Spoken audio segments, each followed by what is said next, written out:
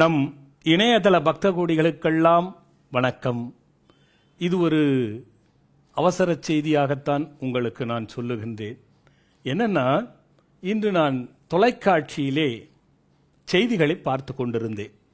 அப்பொழுது கேரளாவிலே இன்னும் சில இடங்களிலே நிப்பா வைரஸ் என்ற ஒரு வைரஸ் தாக்கத்தால் சில பேர் இறந்திருக்கிறார்கள் என்ற செய்தியை நான் தொலைக்காட்சியின் வாயிலாகவும் இணையதளத்தின் வாயிலாகவும் பார்த்தேன். மிகவும் மிக மிகவும் எனக்கு மன வருத்தமாக இருந்தது. ஏனென்றால் நம் இணையதளத்திலே கடந்த ஆண்டு 2016 பிப்ரவரி மாதம் நான் ஒரு பதிவை உங்களுக்கு போட்டிருக்கிறேன். அதிலே இது மாதிரி ஒரு வைரஸ் வரும், அதற்கு மருந்து என்ன என்பதை நான் சொல்லியிருக்கின்றேன். அது போகட்டும். அதே போன்று 2018 இந்த ஆண்டு ஏப்ரல் மாதம் 12ஆம் தேதி ஒரு பதிவினை நான் போட்டிருக்கிறேன். இந்த விளம்பி வருடம் ஆரம்பிக்கின்றது. நல்லா புரிஞ்சுக்கணும். சில நல்ல காரியங்கள் இருந்தாலும் பல பிரச்சனைகள் நமக்கு இருக்கிறது. அந்த பிரச்சனை என்னவென்றால், புதிதாக இரத்தத்தில் நோய்கள் ஆலை மெலிந்த தன்மைகளாக ஆக்கப் போகிறது. ஸ்கின்ல சொரியாசிஸ், வெண்புள்ளிகள், அரிப்பு நோய், இந்த மாதிரி இருக்கவங்களாம் இருக்காங்க பாருங்க, அதெல்லாம் அதிகரிக்கும். புதுவிதமான சளிகள் தொண்டையை தாக்கும்.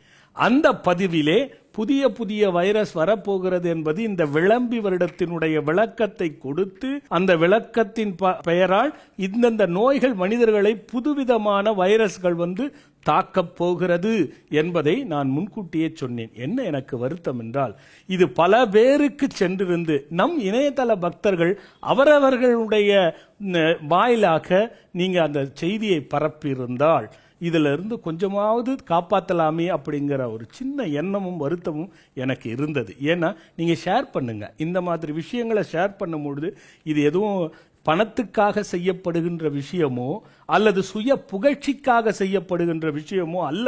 கண்டிப்பாக நல்லவை நடக்க வேண்டும், பாதுகாக்க வேண்டும். முன்பே அலைசி ஆராய்ந்திருக்கிறோமே, அது பயன் தரட்டும் என்ற நோக்கத்தோடு தான் நான் அதை கொடுக்கின்றேன். இந்த செய்தியை பார்த்த பிறகும் கூட தயவு செய்து நீங்கள் எல்லாம் ஷேர் செய்யுங்கள். பெருமளவில் இந்த நிப்பா வைரஸை தடுக்கின்ற மூலிகைகள் என்றோ சித்த புருஷர்கள் கொடுத்து விட்டார்கள். இப்பவும் சொல்லுகின்றேன், இந்த பதிவிலே நிப்பா வைரஸ் மட்டும் அல்ல, இன்னும் வைரஸ்கள் இருக்கிறது நாம் சந்திக்க. ஆனால் இந்த நிப்பா வைரஸினாலே என்னென்ன சளி தொல்லைகள், நுரையீரல் பாதிப்புகள், மூளை பாதிப்புகள், எலும்புகளில் பாதிப்புகள், அதே நேரத்தில் மயக்க நிலைக்கு போகின்ற தன்மைகள், இது எல்லாம் கூட இருக்கும் என்பதை குறிப்பிட்டிருக்கிறார்கள். இத்தனை விதமான நோய்களும் வந்து மனிதனை தாக்கி, நான் சொன்னேன், இது என்ன ஆகுன்னா நாளடைவில் இந்த வைரஸனுடைய நிபா வைரஸனுடைய தாக்கம் உடலை உருக்கி மனிதனை வந்து மரணமடைய செய்கின்ற அளவிற்கு போகிவிடும். பாருங்க, இந்த சித்தர்கள் ஆதி காலத்திலே இது நிபா வைரஸ் தான் என்று குறிப்பிடவில்லை. சிறுபூச்சி, பெருப்பூச்சிகள், பூச்சிகள் வழியாகவும் விலங்குகள், பறவைகள் வழியாகவும் வருகின்ற வைரஸை நாம் வந்தாலும் சரி, வரவில்லை என்றாலும் சரி, தடுப்பதற்குத்தான் இந்த ஏப்ரல் மாதம் 12ஆம் தேதி 2018 பதிவிலே கருங்காலி கட்டையும் வன்னி குச்சி அல்லது வன்னி இலையை மூட்டை கட்டி வீட்டிலே வையுங்கள், வீட்டு வாயற்படி முன்பு கட்டுங்கள், பிறகு உங்களோடு கொஞ்சம் எடுத்து வைத்துக் கொள்ளுங்கள். இந்த மாதிரி புதிய வைரஸ்களுடைய தாக்கங்கள் நம்ம அந்த தாக்கத்திலிருந்து நம்ம தப்பித்துக் கொள்ளலாம் என்பதை தெளிவுபட சொல்லியிருக்கின்றேன். இந்த நிபா வைரஸை ஜெயிப்பதற்கு என்றோ சொல்லப்பட்ட ஒரு விஷயம் இருக்கிறது. பவழமல்லி நீங்க தெரியும் உங்களுக்கு. இன்னும் ஒரு சிலர் நித்திய மல்லி என்றும் சொல்லுகின்றார்கள். இந்த பவழமல்லி என்பதை இப்ப அந்த செடியையும் பாருங்க. இந்த செடியை பார்த்துக்கிட்டீங்கன்னா உங்களுக்கு தெரிஞ்சிடும். இந்த செடியை பாருங்க. பார்த்துட்டு இந்த இலையை ஒரு 5 இலையை பறித்து கொள்ளுங்கள். 200 ml தண்ணி, இப்ப நீங்க செடியை பார்த்திருப்பீங்க, 200 ml தண்ணி, அதை நன்றாக கொதிக்க வையுங்கள். அந்த 5 இலையும் பிச்சு நன்றாக பீத்து போட்டு விடுங்கள். போட்டு அடுப்பை சிறுந்தீயிலே வைத்து விடுங்கள். அது நன்றாக 100 ml அது சுண்டிய பிறகு எடுத்து வடிகட்டி ஒரே அந்த கொதிக்கும் பொழுது இறக்கும் பொழுது 2 மிளகை தட்டி அதிலே போட்டுவிட்டு எலுமிச்சை பழத்தினுடைய சாறு 3 சொட்டு விட்டு கொள்ள வேண்டும் அந்த கசாயத்திலே. அந்த கசாயத்தை ஒரு நாளைக்கு 3 முறை அருந்தி வாருங்கள். ஒரு நாளைக்கு காலை, மதியம், மாலை, அதை 3 வேளை 4 வேளை கூட நாம் சாப்பிடலாம். இந்த பவழமல்லி இலை எப்பேற்பட்ட புதிய வைரசுகளையும் சாகடிக்கக்கூடிய தன்மையும், எப்பேற்பட்ட ஜுரத்தை கட்டுப்படுத்துகின்ற தன்மையும் அதற்கு உண்டு. முதல்ல பார்த்தீங்கன்னா வைரஸை அழிக்கக்கூடிய தன்மை அந்த பவழமல்லிக்கு அதிகமாக இருக்கிறது என்பதை நினைவு வைத்துக் கொள்ளுங்க. படித்தவங்க எத்தனையோ பேர் இருக்குங்க, அதை பற்றி படித்து பாருங்க, உங்களுக்கு விஷயம் தெரியும். இன்னைக்கு சொல்லலை, சித்தர்கள் என்னைக்கோ சொல்லிட்டு போயிட்டாங்க. அதை தான் வருமுன் காப்போம் நான் இந்த எத்தனை பதிவுகளில் கொடுத்துருக்குறேங்கிறத பாருங்க.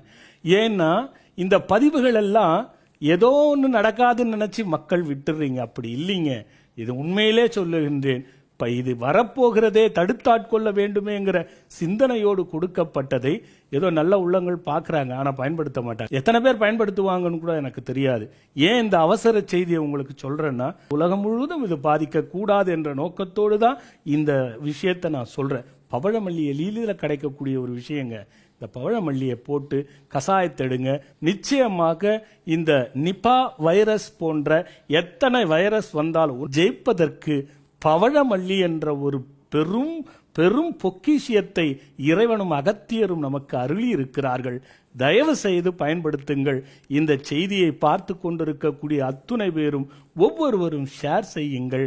மக்கள் பயனடைய வேண்டும், பலனடைய வேண்டும், பாதுகாத்து கொள்ள வேண்டும் என்கிற ஒரே ஒரு நோக்கம்தானே தவிர வேற எந்த நோக்கமும் இல்லை என்பதை கூறி எல்லாருக்கும் இதை அனுப்பிச்சு பயனடைங்க. வளமா இருங்க. நோயை தடுப்போம். வருகின்ற வைரஸை எதிர்கொண்டு தடுக்க இருக்கின்ற அத்தனை மூலிகளையும் நான் ஒவ்வொரு பகுதிகளாக இது போன்று கொடுக்கின்றேன். இன்று நான் கண்டதினால் அவசரமாக உங்களுக்கு கொடுத்தேன். இன்னொரு செய்தியை சொல்லிடுறேன். இது நோய் வந்த பிறகுதான் சாப்பிட வேண்டும் என்ற அவசியம் இல்லை. உடன் வைத்துக் கொள்ள கருங்காலியும் வன்னிகளையும் வன்னிக்குச்சியும் உடன் வைத்துக் கொள்வதை போல வருமுன்னும் இதை அருந்தலாம். வருமுன் அருந்தினால், இப்ப சளி இருக்குதுன்னு வச்சுக்கோங்க, நீங்க மருத்துவர்கிட்ட போய் ஒரு ஆலோசனை எடுத்துக்கோங்க. அதுல தவறெல்லாம் எடுக்கணும், அதை எடுத்துக்கோங்க. ஆனால் இதை நாம் நோய் வந்தவர்களும் சாப்பிடலாம், வராதவர்களும் சாப்பிடலாம். இது வெறும் இந்த வைரஸுக்கு மட்டும் இல்ல, ஜுரத்துக்கும் சளிக்கும் கூட மகா மருந்து இந்த பவழமல்லி என்பதை மனதிலே பதிய வைத்துக் கொள்ளுங்க. வயதுக்கேற்ப அளவுகள் உங்களுக்கே தெரியும், அது எப்படி கொடுக்க வேண்டும் என்பதை கொடுங்க. இந்த பவழமல்லி மிகப்பெரிய ஒரு பாதுகாப்பு பெட்டகம், பாதுகாப்பு பெரிய ஒரு மருந்து என்பதை கூறி விடைபெறுகிறேன். வணக்கம்.